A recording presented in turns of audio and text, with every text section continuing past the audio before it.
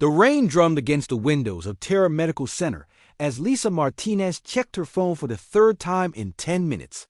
Still no response from Mrs. Johnson, her babysitter. The emergency room was already busy for a Tuesday night, and her shift had just started. "Mom, I don't feel good," Danny's small voice came through the phone when she finally called him. Her 8-year-old son sounded tired and stuffy. Lisa's heart sank as she pressed the phone closer to her ear, trying to hear him over the noise. "Of the hospital. What hurts, sweetheart?"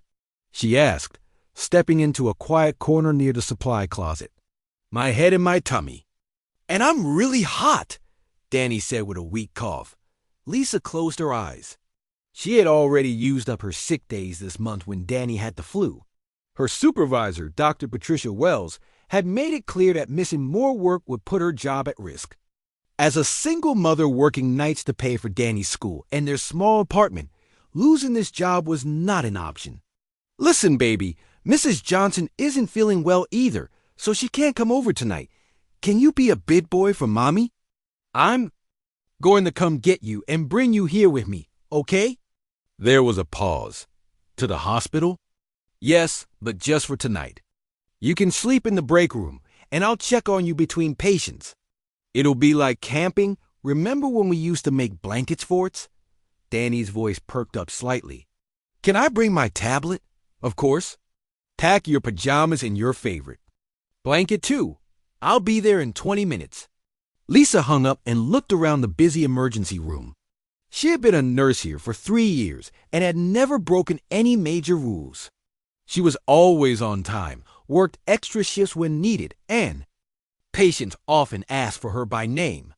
Surely bringing Danny for one night wouldn't be a problem, especially if she kept him out of the way. The drive home and back took 40 minutes in the rain. Danny sat quietly in the passenger seat, wrapped in his dinosaur blanket with his tablet and a small backpack. His cheeks were flushed with fever, and Lisa felt guilty for not being able to stay home with him. "How are you feeling, buddy?" she asked as they pulled into the hospital parking lot. "A little better. The medicine you gave me helped," Danny said, though his voice still sounded rough. Lisa parked and gathered their things. "Remember what we talked about. You need to stay in the break room and be very quiet. There are sick people here who need to rest, and Mommy needs to help them feel better." "I understand, Mom. I'll be good." The break room was empty when they arrived. Lisa set up a small area in the corner with Danny's blanket and pillow. She moved 2 chairs together to make a little bed and plugged in his tablet. "If you need anything, you press this button." She showed him the call button she had borrowed from a patient room. "It goes right to my phone, okay? And if there's an emergency, you know where to find me." Danny nodded seriously. He understood that his mom had an important job helping people. Even at 8 years old, he was proud of what she did. Lisa's first few hours passed smoothly. The emergency room had the usual mix of patients: a man with chest pain, a woman who had fallen and hurt her wrist, and a teenager with a bad cough. Between patients, she checked on Danny, who was dozing peacefully in the break room with his tablet playing quiet cartoons. Around midnight, things got busier. 2 car accident victims came in, followed by an elderly man having trouble breathing. Lisa moved quickly between rooms, checking vital signs, starting IVs, and comforting worried family members. She was good at her job and found satisfaction in helping people during their worst moments. At 2:30 in the morning, she finally had a break and went to check on Danny. He was sleeping soundly. His fever seemed to have broken, and his breathing was normal. Lisa smiled and gently adjusted his blanket before heading back to work. She didn't notice Dr. Patricia Wells walking down the hallway toward the break room. Lisa was helping clean up after a difficult case when she heard her name called over the intercom. "Lisa Martinez, please report to the break room immediately." Her stomach dropped. She knew that tone. She walked quickly down the hall, hoping that Danny was just awake and needed something. But when she pushed open the door, she found Dr. Wells standing with her arms crossed, looking down at Danny, who was now awake and sitting up, clearly frightened. Ms. Martinez, would you care to explain why there is a child sleeping in our break room? Dr. Wells's voice was cold and sharp. Dr. Wells, I can explain. My babysitter got sick, and Danny has a fever. I had no one else to watch him, and I couldn't miss work. He's been no trouble at all, and he's staying out of the way. This is a hospital, not a daycare center. You know the rules about unauthorized persons in the facility. This is completely unacceptable. Danny looked between his mother and the angry woman, his eyes wide with worry. Mom, am I in trouble? No, sweetheart, you're not in trouble, Lisa said gently, then turned back to Dr. Wells. Please, I understand this isn't ideal, but I had no choice. I've never missed a shift. I work overtime whenever you ask, and my performance reviews are excellent. This is a one-time emergency. Dr. Wells shook her head. Rules exist for good reasons, Ms. Martinez. We have liability issues, health department regulations, and professional standards to maintain. I have no choice but to terminate your employment effective immediately. Terminate? Lisa felt the world spinning. You're firing me? Please, Dr. Wells, I need this job. I have rent due next week and Danny's school fees. I promise this will never happen again. You should have thought about that before bringing your child to work. Security will escort you out. You have 15 minutes to collect your belongings. Lisa's hand shook as she helped Danny pack his things. Other nurses who had heard what happened looked sympathetic, but couldn't risk their own jobs by speaking up. Lisa had seen Dr. Wells fire people before for much smaller infractions. Mom, why is that lady so mean? Danny whispered as they walked toward Lisa's locker. She's not mean, honey. She's just doing her job, Lisa said, though her own voice was breaking.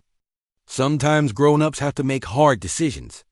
As Lisa cleaned out her locker, her mind raced. How would she pay rent? How would she buy Danny's medicine? She had some savings, but not much. Finding another nursing job might take weeks, and her reputation might be damaged if word spread about why she was fired. What she didn't notice was the tall man in an expensive suit standing in the shadows near the nurse's station, watching everything with intense interest. His dark eyes followed Lisa and Danny as security walked into the parking lot, and something like concern crossed his face as he saw Lisa crying in her car before driving away into the rain. The man pulled out a phone and made a quiet call. Yes, I found her. Lisa Martinez. Begin the background check immediately. I think we may have our candidate. 2 weeks had passed since Lisa lost her job at Terra Medical Center. The eviction notice sat on her kitchen table like a death sentence, bright white paper with bold red letters demanding 3 months of back rent.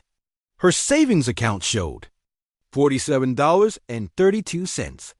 Danny sat at the small table doing his homework, unaware of how bad things really were. Lisa had told him they were taking a little break from their old life, like a vacation. But vacations didn't involve eating peanut butter sandwiches for dinner 3 nights in a row, or her crying quietly in the bathroom after he went to sleep. Mom, my pencil broke, Danny said, holding up the worn-down stub. Lisa looked in the drawer where she used to keep extra school supplies. Empty. Use this pen for now, sweetheart. We'll get more pencils tomorrow. She hoped that was true. Her phone buzzed with another rejection email, the 5th one this week. Every hospital and clinic wanted references from her last job, and Dr. Wells had made it clear she wouldn't be getting a good one. The story about why she was fired seemed to travel fast in the medical community. I'm going to volunteer at the free clinic today, Lisa told Danny as she helped him with his jacket. You can come with me and do your reading in the waiting area. The Riverside Free Clinic was a small building in the poor part of town. It served people who couldn't afford regular doctors and relied on volunteer nurses and doctors who donated their time. Lisa had started volunteering there the week after she lost her job, partly to keep her skills sharp and partly because helping people made her feel useful again. The clinic was always crowded. Today, the waiting room was full of families with sick children, elderly people with chronic conditions, and workers who couldn't afford to miss time for doctor visits. Lisa checked people in, took their basic information, and helped the single doctor on duty see as many patients as possible. "Mrs. Garcia, how is your diabetes medication working?" Lisa asked an older woman in Spanish, one of the few phrases she had learned working in the emergency room. "Not so good, Mia. Too expensive. I take half pills to make them last longer," Mrs. Garcia replied. Lisa's heart ached. She knew this was dangerous, but she also understood not having money for medicine. "Let me talk to Dr. Kim. Maybe we can find you some samples or a discount program." As Lisa worked, she felt eyes watching her.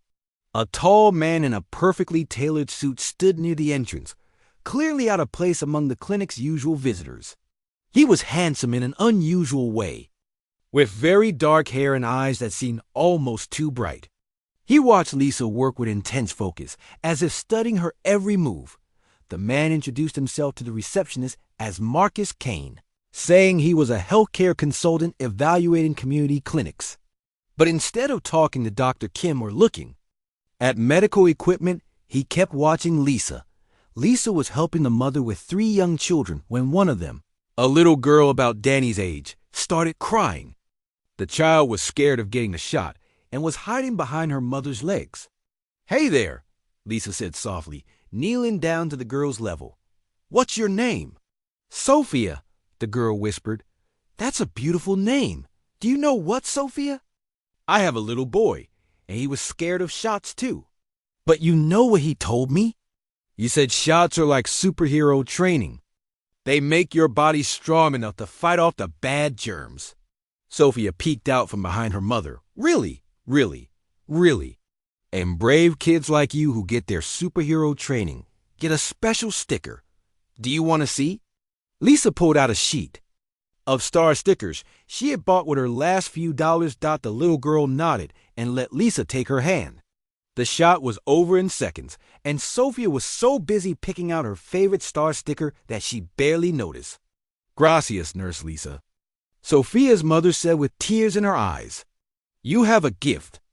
Marcus Kane stepped closer, apparently fascinated by what he had just witnessed. When Lisa finished with the family, he approached her. "Excuse me, are you Lisa Martinez?"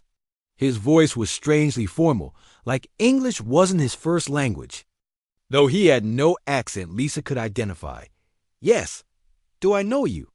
Lisa was immediately suspicious. In her experience, men in expensive suits usually brought bad news. "My name is Marcus Kane. I'm a healthcare consultant, and I've been watching you work today. I'm very impressed with your patient care techniques." Lisa looked around the busy clinic. "I'm just volunteering here. I don't have a real job right now."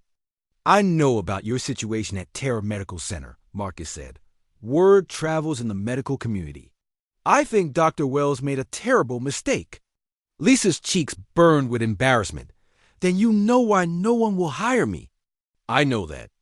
You put your child's needs first, which shows exactly the kind of character I'm looking for in my organization." Marcus handed her a business card. The paper felt expensive, and the logo was unlike anything she had ever seen, geometric shapes that seemed to shift when she looked at them. "Kane Medical Solutions," Lisa read aloud. "I've never heard of your company. We're relatively new, but growing fast. We specialize in advanced medical research and patient care. I'd like to offer you a position." Lisa stared at him. "You want to hire me? You don't even know my qualifications. I've been observing you for 2 hours. You've calmed crying children, comforted worried parents, efficiently managed patient flow, and spoke to everyone with genuine kindness. Those are the qualifications that matter most for what I need. What exactly would I be doing?" Marcus seemed to choose his words carefully. "Working with patients who have unusual medical needs. People who haven't responded well to traditional treatment methods. We found that caregivers with high emotional intelligence often succeed where conventional medicine fails." Lisa was skeptical but desperate. "What's the pay?" When Marcus told her the salary, Lisa nearly dropped Danny's backpack. It was almost 3 times what she had made at Terra Medical Center. That's impossible. No one pays nurses that much. We're not a typical medical facility. Our funding comes from private research grants. The work is demanding, but we take care of our employees. Full health insurance, flexible scheduling, and if you need to bring Danny occasionally, we have excellent childcare facilities on site. Lisa's. Mine raced. It sounded too good to be true, which usually meant it was. But she had $47 left and nowhere else to turn. Where is this facility? I haven't seen any job postings for Kane Medical Solutions. We recruit directly rather than advertising publicly. The facility is about an hour outside the city. Very private, very secure. We value our research confidentiality highly. Danny appeared at Lisa's side, having finished his reading. Mom, are we going home soon? I'm hungry. Marcus looked down at Danny with the same intense interest he had shown Lisa. You must be Danny. Your mother talks about you often. Danny looked confused. I've never seen you before. You're right, we just met. But your mom is famous around here for being such a good nurse. Marcus smiled, but there was something strange about his expression, like he was trying to remember how smiling worked. Lisa made her decision. She couldn't afford to be picky, and Danny needed to eat. When would I start? Tomorrow, if you're willing. I can pick you up at 7 a.m. and show you the facility. As they walked to Lisa's old car, Danny tugged on her sleeve. Mom, that man seems weird. Weird how? His eyes are too shiny, and he stands really straight like a robot. Lisa looked back at Marcus, who was still watching them from the clinic. Entrance. Danny was right. There was something odd about the way Marcus moved and spoke. But odd employers were better than no employers. Some people are just different, honey. As long as he's not mean to us, it's okay. That night, as Lisa tucked Danny into bed, she couldn't shake the feeling that her life was about to change in ways she couldn't imagine. The business card on her nightstand seemed to glow slightly in the dark, though that was probably just her imagination. She had no idea that Marcus Kane was actually an alien researcher named Zartik, and that accepting his job offer would eventually lead humanity to the stars. 6 months had passed since Lisa started working at Kane Medical Solutions, and she still couldn't shake the feeling that something wasn't quite right about the place. The facility was beautiful, all glass and steel rising from a forest, clearing like something from a science fiction movie. The medical equipment was more advanced than anything she had ever seen, with screens that seemed to float in the air and machines that hummed with quiet efficiency. Danny loved the child care center. It had games and learning programs that seemed impossibly advanced, teachers who spoke perfect English but had slight accents she couldn't identify, and other children from families who worked at the facility. But sometimes Danny came home with strange questions. Mom, why do some of the doctors have really long fingers?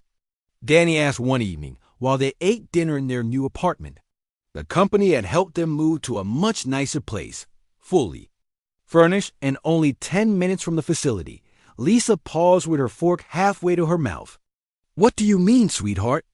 Dr. Adams in the child care center. When she was helping me with my tablet, I saw that her fingers are really long and bendy, and her eyes change color sometimes.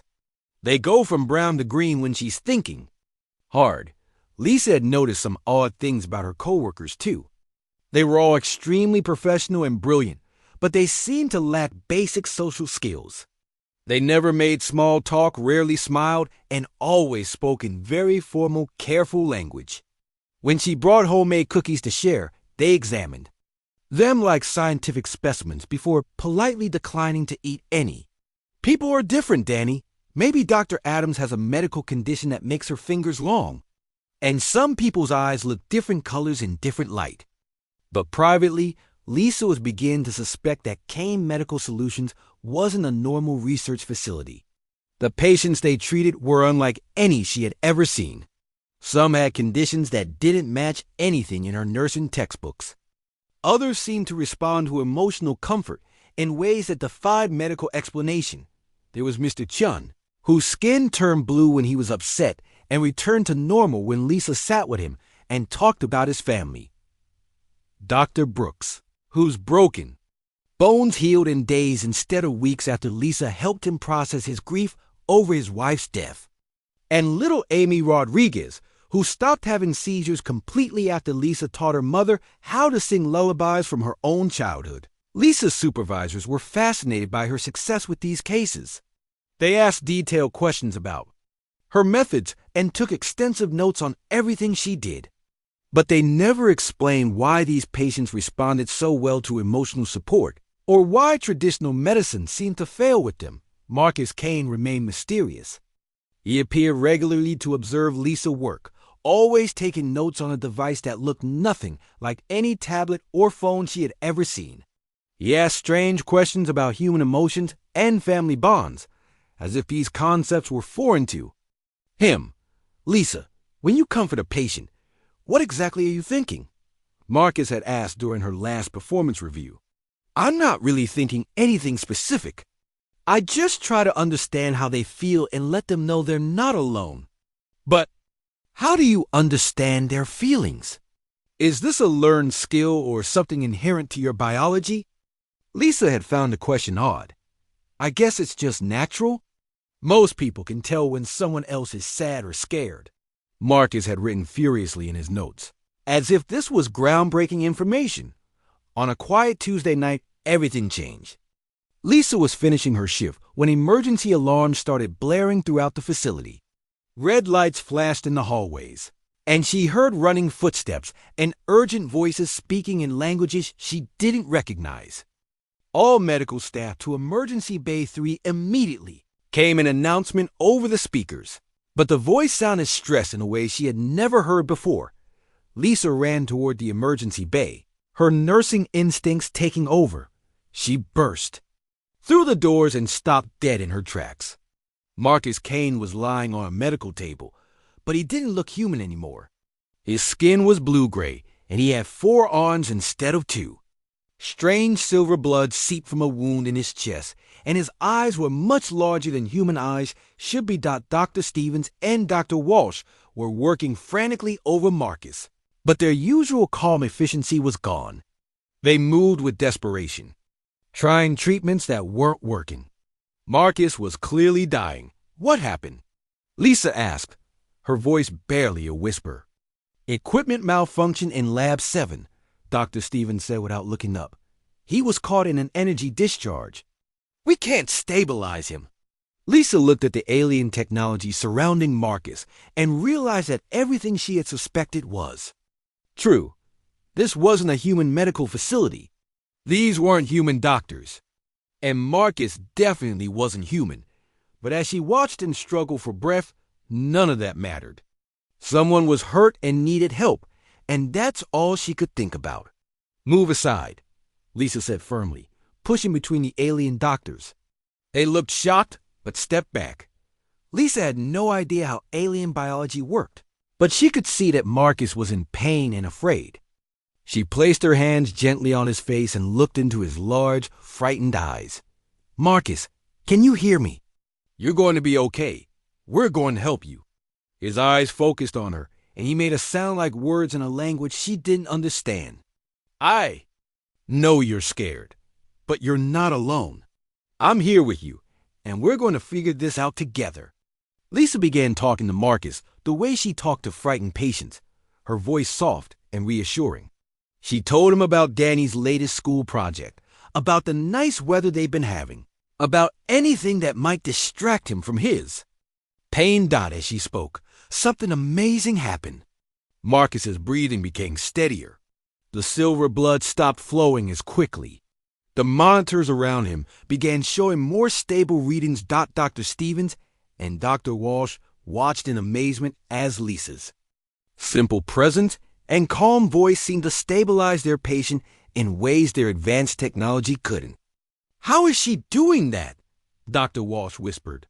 She's providing emotional support, Dr. Stevens replied, his voice filled with wonder. His stress levels are dropping, which is allowing his natural healing processes to function. Lisa continued, talking to Marcus, holding his hand or what she assumed was his hand while the alien doctors worked. Slowly, his condition improved enough for them to complete their treatment. When Marcus was finally stable and resting, Dr. Stevens approached Lisa. His usual formal demeanor was gone, replaced by something that looked almost like respect. "Lisa, we need to talk. All of us need to talk. You've just done something that none of our medical training prepared us for." Lisa looked around the room at the alien technology, the strange medical equipment, and the doctors who were clearly not human. "I think I deserve some answers." Marcus opened his eyes and spoke in perfect English, though his voice was weak. "Yes, you do. You've more than earned the truth. Are you even really Marcus Kane? My name is Zarthik. And you, Lisa Martinez, have just proven something that could change the future of medicine across the galaxy." Lisa sank into a chair, her mind reeling. 6 months of weird co-workers, strange patients, and advanced technology suddenly made sense. She wasn't working for a human medical company. She was working for aliens. "Are there others like you here?" "Everyone except you and Danny," Zarthik said. "We've been studying human medical techniques, specifically your unique approach to emotional healing." "Studying me?" "Learning from you. Your species has something we've never encountered before, the ability to heal not just bodies, but hearts and minds. We needed to understand how you do it." Lisa thought about all the patients she had helped, all the questions her supervisors had asked, all the notes they had taken. "So I've been your test subject this whole time?" "You've been our teacher," Zarthik corrected. "And tonight, you saved my life using methods that our advanced civilization never developed. Methods that only humans seem to possess." As Lisa sat in that alien medical bay, holding the hand of a being from another world, she realized that everything she thought she knew about her life was about to change. The question was whether she was ready for what came next. Lisa sat in Zarthik's office 3 days later, still trying to process everything she had learned. The room looked normal enough, desk, chairs, bookshelves, but now she noticed details that seemed off. The books had titles in languages that didn't exist on Earth. The window showed a view of the forest, but sometimes she caught glimpses of strange flying vehicles in the distance. Zarthik looked much more human again, though Lisa could now see the subtle differences.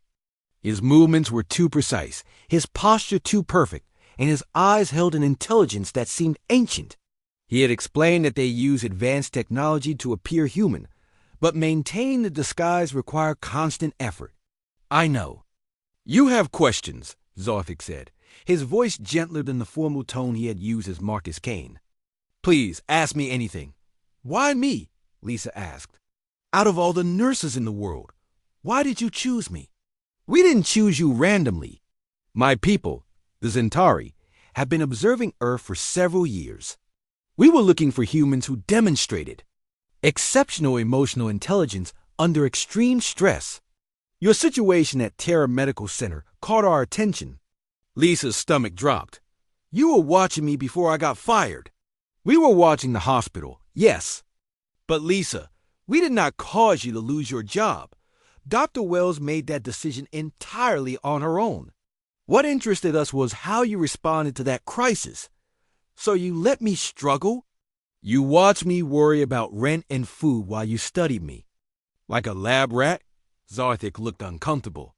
"I understand your anger, but we needed to see how humans behave during genuine hardship, not artificial tests.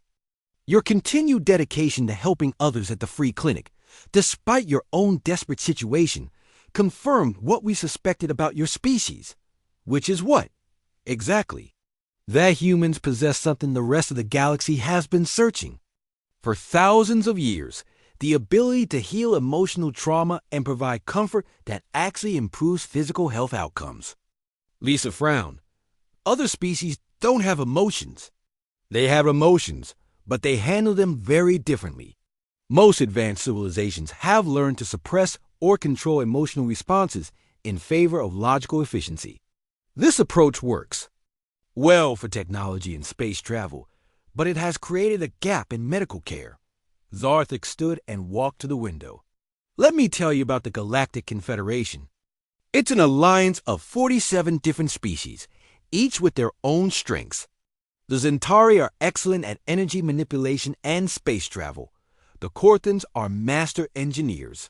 The Villani have developed incredible food production systems. But none of us have mastered the art of emotional healing. I still don't understand why that matters. Because physical health and emotional health are connected in ways we never realize. Many diseases across the galaxy remain incurable, not because we lack the technology to fix bodies, but because we don't know how to fix broken spirits. Lisa thought about her patients over the past 6 months. Mr. Chun, whose skin color changed with his emotions. Dr. Brooks, whose bones healed faster after processing his grief. The patients I've been treating aren't human, are they? No. They're members of various Confederation species who volunteered to test whether human. Emotional healing methods could help conditions that traditional medicine cannot cure. Your success rate has been extraordinary. What happens now?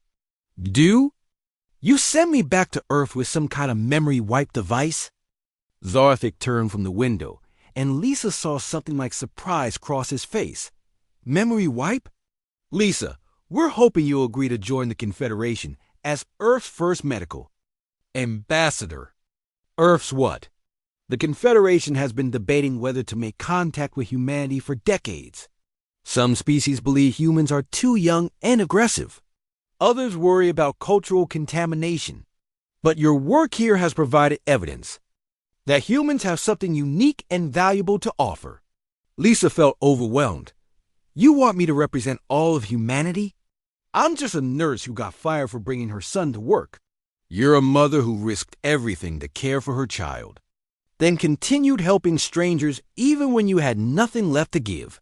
You saved my life using nothing but kindness and emotional support. If that doesn't qualify you to represent the best of humanity, I don't know what would. What about Danny? I can't leave him behind. Danny will come with you, of course. In fact, his adaptability and natural curiosity have impressed everyone here. Children often adjust to new situations better than adults. Lisa stood and began pacing. This is insane. You're talking about leaving Earth, meeting alien species, representing humanity in some kind of space government. I'm not qualified for any of that. Lisa, there are no qualifications for what we're asking because it's never been done before. We need someone who understands emotional healing, who can teach others, and who can adapt to new situations. Your nursing background is perfect preparation. And if I say no, then you return to your normal life.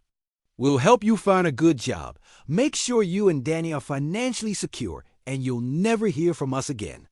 The choice is entirely yours. Lisa stopped pacing and looked at Zarthik. You said some species think humans are too aggressive. What did you mean? Humans have a reputation in the galaxy for being quick to violence and difficult to work with.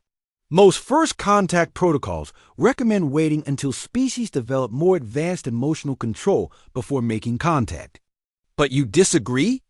I believe human emotional intensity is a strength, not a weakness. Your ability to feel deeply is what makes you such effective healers. The galaxy needs that gift, even if it makes some species uncomfortable. Lisa thought about everything she had learned. Part of her wanted to run home, pretend none of this had happened, and go back to her simple life. But another part of her was excited by the possibility of helping people or beings on a scale she had never imagined. How do I know you're telling the truth about any of this? How do I know this isn't some elaborate experiment or trick? Zarthik walked to his desk and pressed something that looked like a smooth stone. The wall behind him became transparent, revealing not the forest outside, but a vast hangar filled with spacecraft that definitely weren't built on Earth. Would you like to see the Confederation medical ship that's been waiting in your solar system for the past month? Lisa stared at the alien ships, their sleek designs unlike anything from Earth's imagination. There are really aliens parked near Earth right now? A small medical research vessel with volunteer patients from several species. If you agree to visit, you could see firsthand what we're asking you to be part of. Visit? You mean leave Earth? Just for a few days. Danny could come too. Think of it as a field trip to see if this is something you want to pursue. Lisa felt like her brain was going to explode. 6 months ago, her biggest worry was paying rent. Now aliens were asking her to join a galactic confederation and treat patients from dozens of different species. I need time to think about this. Of course. But Lisa, I want you to know that regardless of what you decide, meeting you has changed how my people view humanity. Your kindness, your strength in the face of hardship, your dedication to healing, these qualities give me hope for the future of both our species. As Lisa drove home that evening, she kept looking up at the stars, wondering which one might be hiding a spaceship full of alien patients waiting for a human nurse who got fired for bringing her son to work. The irony wasn't lost on her that the worst day of her old life might become the beginning of an adventure beyond her wildest dreams. But first, she had to figure out how to explain to an 8-year-old that their new life might involve a lot more than just a different apartment and a strange job. Danny pressed his face against the window of the alien transport ship, his eyes wide with wonder. Mom, look! The Earth looks like a big blue marble. Lisa had to admit the view was incredible. After 3 days of thinking, she had agreed to visit the Confederation Medical Station. The decision became easier when she realized that saying no meant never knowing what could have been. Danny had been thrilled at the idea of going to space, treating it like the greatest adventure ever. The medical station was enormous, a ring-shaped structure spinning slowly in space. Ships from dozens of different worlds were docked along its outer edge, and Lisa could see beings of various shapes and sizes moving through the transparent corridors. Welcome to Healing Station Meridian, Zarthik said, as their ship docked. This station serves as a neutral medical facility for the entire sector. Patients come here from hundreds of different worlds. Dr. Cora Vale, the station's chief medical officer, met them at the airlock. She was tall and elegant, with silver skin and eyes like liquid mercury. When she spoke, her voice had a musical quality that made Lisa feel immediately calm. Lisa Martinez, we are honored by your presence. Your work on Earth has been studied by medical professionals across 12 star systems. Lisa felt embarrassed. I'm just a nurse who helps people feel better. That is precisely why you are here, Dr. Vale said with a smile. Come, let me show you our current challenge. They walked through corridors filled with beings Lisa couldn't have imagined. There were tall, plant-like creatures that moved like walking trees. Small, furry beings with 6 arms who spoke in chirping sounds. Reptilian beings with scales that shifted color as they moved. But all of them looked at Lisa with curiosity and hope. The medical ward was unlike anything Lisa had ever seen. Instead of beds, patients rested in chambers filled with different atmospheres. Some floated in thick, glowing liquids. Others lay on surfaces that looked like crystal formations. The technology was incredible, but the patients all shared the same expression: sadness and despair. This is Kelter, Dr. Vale said, stopping beside a chamber containing what looked like a living diamond. The being was beautiful, made of clear crystal that sparkled with inner light, but the light was dim and flickering. Kelter's people, the Crystalline Collective, are emotional beings whose physical structure reflects their mental state. When they are healthy and happy, they shine like stars. When they are sad or traumatized, they become dark and brittle. Lisa looked at the dimming crystal being. What happened to him? Her, Dr. Vale corrected gently. Kelter lost her offspring in a mining accident 6 months ago. Since then, she has been slowly fading. Our medical technology can support her physical structure, but we cannot heal her grief. Lisa studied Kelter, watching the way her light pulsed weakly. Has anyone tried just talking to her? Talking? Dr. Vale looked confused. About what? About her child. About how she feels. About her memories. We do not understand how conversation could affect physical healing. Lisa looked around the medical ward at all the advanced technology, the floating screens, the humming machines. On Earth, we call it emotional support. Sometimes people need to process their feelings before their bodies can heal. Dr. Vale exchanged a look with Zarthik. Would you be willing to try? Lisa approached Kelter's chamber. The being's crystalline form was beautiful, but clearly fragile. How do I communicate with her? The station has universal translators, Dr. Vale explained, handing Lisa a small device. Attach this to your ear and you'll be able to understand and speak any language. Lisa put on the translator and entered Keltor's chamber. The air inside felt different, charged with a strange energy that made her skin tingle. She sat down beside the crystal being and spoke softly. Hello, Kelter. My name is Lisa. I'm a healer from a planet called Earth. The crystal being's light flickered slightly, and a voice like wind chimes spoke in Lisa's mind. You are not like the others. Your life force is warm. I'm here because I lost someone important too. I know how much it hurts. Kelter's form shifted slightly, and her light grew a little brighter. You have felt the breaking? The tearing of bonds that should never be severed? Lisa thought about her own losses. Her husband who died when Danny was a baby, the fear of losing her job, the constant worry about providing for her son. Yes, I have. It feels like part of your heart gets torn away, doesn't it? For the next hour, Lisa sat with Kelter and listened. The crystal being told her about her offspring, a young crystal named Veltar, who had been curious and brave and beautiful. She spoke about the mining accident, how the support structures failed, how she arrived too late to save her child. The other healers tell me I must accept what has happened and move forward, Kelter said, her light dimming again. But I cannot release the pain.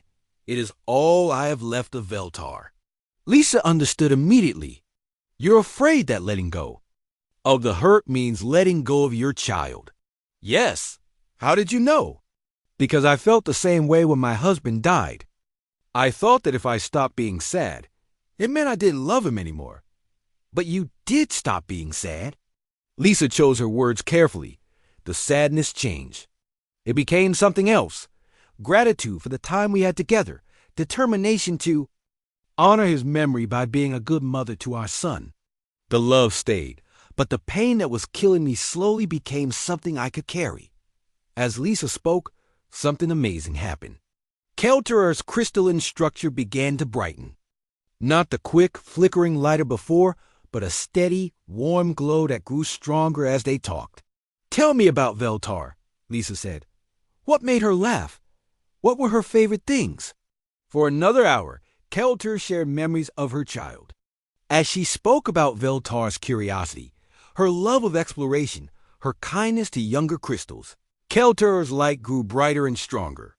Her physical structure, which had been becoming brittle and dark, began to solidify and shine. Dr. Vale and Zarthik watched from outside the chamber in amazement. The medical monitors showed that Kelter's life signs were improving rapidly, her structural integrity returning to normal levels. How is this possible? Dr. Vale whispered. She's not just treating the symptoms, Zarthik replied. She's treating the cause. Kelter wasn't dying from physical trauma. She was dying from unprocessed grief. When Lisa finally emerged from the chamber, Kelter was glowing like a small sun, her crystalline form stable and beautiful again. Thank you, Lisa of Earth, Kelter said, her voice now strong and clear. You have given me the greatest gift, the ability to love my child without drowning in sorrow. Word of what had happened spread quickly through the station. Within hours, Lisa had a line of patients waiting to see her. There was Throck, a massive bear-like being who couldn't heal from battle wounds because he felt guilty about surviving when his brothers didn't. There was Yenna, a plant being whose leaves wouldn't grow because she was terrified of putting down roots after her homeworld was destroyed. Danny, meanwhile, had become something of a celebrity in the station's family. Area. Young beings from various species were fascinated by the human child, who asked endless questions and treated everyone like potential friends. His innocent curiosity and natural empathy helped young patients feel comfortable with the scary medical procedures. But not everyone was happy about the human success. Ambassador Cracks of the Hegemony of Craft cornered Dr. Vale in the station's main corridor. "This emotional healing nonsense is making our species look weak," Cracks growled. He was a tall, insect-like being with hard black carapace and multiple arms.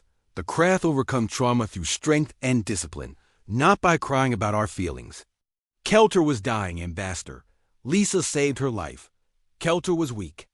If she couldn't handle loss, she deserved to fade. These humans are teaching our people to be soft and vulnerable. Dr. Vale stood her ground. They're teaching us to heal completely, not just survive. The Confederation Council will hear about this. Humans are too primitive for advanced medical practice. Their methods are dangerous and should be banned. As Cracks stormed away, Dr. Vale realized that Lisa's success was about to create a much bigger problem. The galaxy might not be ready for human healing methods, regardless of how effective they were. That night, as Lisa tucked Danny into bed in their guest quarters, she had no idea that their trial visit was about to become the center of a galactic political crisis. The emergency alert woke Lisa from deep sleep. Red lights flashed in her guest quarters as the station's intercom crackled to life. "All medical staff report to the main conference room immediately. We have a code black emergency." Lisa had never heard of a code black, but the panic in Dr. Vale's voice told her it was serious. She quickly dressed and checked on Danny, who was still sleeping peacefully despite the alarms. The conference room was packed with beings from dozens of different species, all talking at once in languages the translator couldn't keep up with. Dr. Vale stood at the front, her silver skin pale with worry. "The plague has reached Kepler Station," Dr. Vale announced, and the room fell silent. "Initial reports show it's spreading faster than any disease we've encountered. 3 worlds in the Outer Rim are already quarantined." Zarthik leaned over to explain to Lisa the Sorrow Plague. It's been moving through frontier worlds for the past year. It feeds on despair and hopelessness, making victims so depressed they lose the will to live. Traditional medicine can't stop it because it's not really a physical disease. Lisa felt a chill run down her spine. How many people have died? Entire colonies have been lost. Millions of beings across 7 star systems. The Confederation Council is meeting right now to decide whether to quarantine the entire sector and let the plague burn itself out.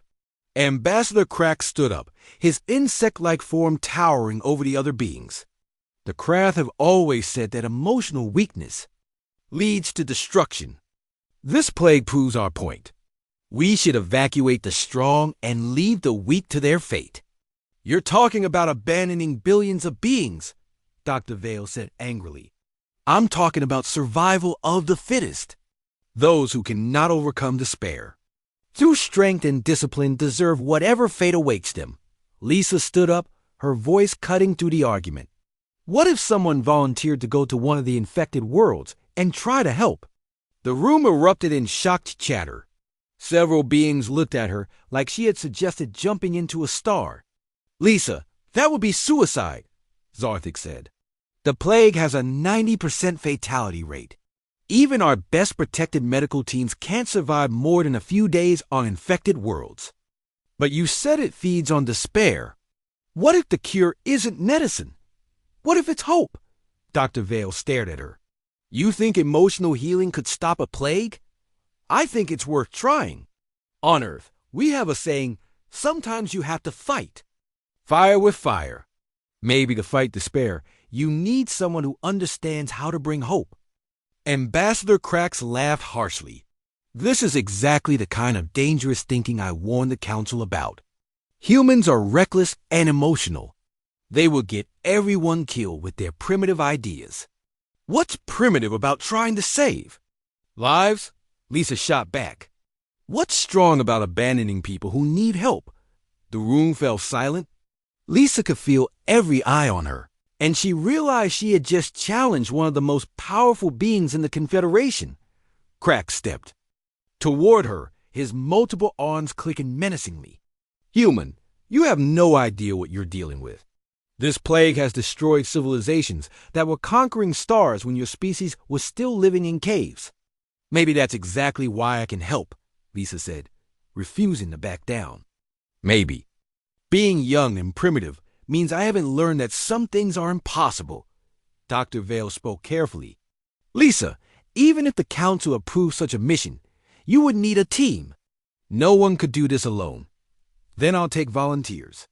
People who believe that hope is stronger than despair. To everyone's surprise, Zarthik stood up. I volunteer. Zarthik, no, Dr. Vale said. You're too valuable to risk. Lisa saved my life with nothing but kindness and determination. If she believes this can work, then I believe in her. One by one, other beings stood up. Dr. Vale, Kelter, still glowing with renewed light. Dr. Kim from the free clinic, who had somehow made it to the station. Even some beings that Lisa had never met before. This is madness, Krax declared. The Council will never approve such a foolish mission. Actually, they already have, came a new voice from the doorway. A tall, regal being with golden skin and eyes like stars entered the room. Everyone immediately bowed or showed respect in their own cultural ways. Chancellor Vox, Dr. Vale said. We didn't know you were aboard the station. I came as soon as I heard about the human healer. The Council has been debating the plague crisis for days. When we heard that someone was willing to try a new approach, we voted to support the mission. Chancellor Vox looked directly at Lisa. Lisa Martinez of Earth, will you accept the position of lead medical coordinator for the Kepler relief mission? Lisa's mouth went dry. I'm not qualified to lead anything. I'm just a nurse. You're a healer who sees possibilities where others see only defeat. That's exactly what we need. What about Danny? I can't leave him here alone. Danny will be perfectly safe aboard our medical ship with the best child care in the galaxy. But Lisa, I must be honest. This mission is extremely dangerous. There's a good chance you won't come back. Lisa thought about all the patients she had helped over the years. The frightened children, the grieving families, the people who just needed someone to tell them they weren't alone. She thought about Kelter, whose light had returned when someone finally listened to her pain. How many people are infected? Approximately 50 million beings across 12 worlds. 50 million people who were losing hope, dying not from disease but from despair. Lisa thought about the eviction notice that had once seemed like the end of the world, about losing her job for bringing Danny to work, about how a single act of compassion had led her to this moment. I'll do it. The medical ship, UHS Compassion, launched 3 days later. It was a beautiful vessel, designed specifically for humanitarian missions, with the most advanced medical facilities in the galaxy.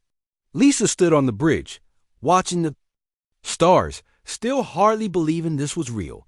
Danny was thriving in the ship's family quarters, making friends with children from 6 different species and learning about their cultures. He had adapted to life in space like he was born for it. The first infected world they reached was Sigma Colony, a mining world where the plague had started 6 months ago. The planet looked normal from space, but the radio silence was ominous. Surface. Scans show approximately 10,000 survivors, reported the ship's science officer. They appear to be gathered in small groups, mostly not moving. That's consistent with advanced plague symptoms, Dr. Vale said sadly. By this stage, most victims have lost the will to do anything but wait to die. Lisa looked at the planet. Below, thinking about 10,000 beings who had given up hope. Then let's remind them what hope looks like. The landing party was small. Lisa, Zarthik, Dr. Vale, Kelter, and a few other volunteers. They wore protective suits, though no one really knew if physical protection would help against a plague that attacked the spirit. The mining colony was heartbreaking. Beautiful buildings stood empty, and survivors huddled in corners, their eyes empty of hope. The plague hadn't destroyed their bodies yet, but it had destroyed their will to live. Lisa's first patient was a young Villani named Sira, sitting alone in what used to be a playground. His green, plant-like skin was wilted, and he barely looked up when Lisa approached.